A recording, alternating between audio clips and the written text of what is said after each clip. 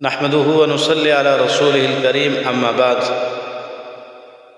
قال الله تعالى وعلم آدم الأسماء كلها ثم عرضهم على الملائكة فقال أنبئوني بأسماء هؤلاء إن كنتم صادقين قال رسول الله صلى الله عليه وسلم خيركم من تعلم القرآن وعلمه.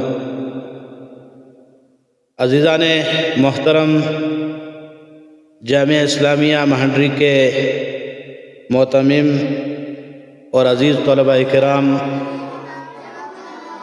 آج آپ حضرات سے ملاقات کر کے بہت بڑی خوشی حاصل ہو رہی ہے، اور اس جامعہ کے اندر آ کر اور اس کی تعلیمی سرگرمیوں کو دیکھ کر اور اس ادارے کی ترقی کو دیکھ کر دل خوش ہو رہا ہے کہ ایک دور افتادہ علاقے میں، ایک پسماندہ علاقہ میں، جس طرح ہمارے برادر مکرم مولانا محمود رشید ندوی صاحب دن رات محنت کر کے، اور ان کے والد محترم اور ہمارے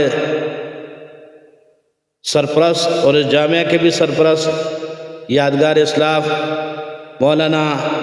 میاں عبدالرشید ندوی صاحب کی دعاؤں سے اور اہلیان وادی کاغان کے جملہ اقوام کے تعاون سے، جس طرح یہ ادارہ پچھلے 40 سال سے دین کی نشر و اشاعت میں مصروف عمل ہے، اور اس سے وابستہ تقریباً سینکڑوں نہیں بلکہ ہزاروں علماء کرام ملک کے طول و عرض میں دین کی خدمات سر انجام دے رہے ہیں. اس اعتبار سے آج اس درسگاہ کو دیکھ کر، اس دینی ادارے کو دیکھ کر دل خوش ہوا، اور آپ حضرات کی محنت کو اور آپ حضرات کے جذبے کو دیکھ کر میں آپ کو اس دور افتادہ علاقے کے اندر اتنی بڑی جامع مسجد کا قیام عمل میں لانا، اور پھر اسی طرح ایک عظیم دینی درسگاہ کو یہاں اتنے عظیم اور اتنے نظم کے ساتھ چلانا، یہ کوئی معمولی کام نہیں ہے. تو میں یہاں کے طلباء کرام کو بھی، یہاں کے اساتذہ کرام کو بھی، اور بالخصوص میں اپنے نوجوان ساتھی بھائی دوست عالم دین مولانا محمود رشید ندوی صاحب اور ان کے معاون حافظ عطاء الرحمن صاحب، جن کی اس ادارے کو اس سٹیج تک پہنچانے میں ایک بہت بڑا رول کردار ہے، بلکہ میں یہ کہوں تو بلا مبالغہ یہ بات ہوگی کہ انہوں نے بہت اس جامعہ کو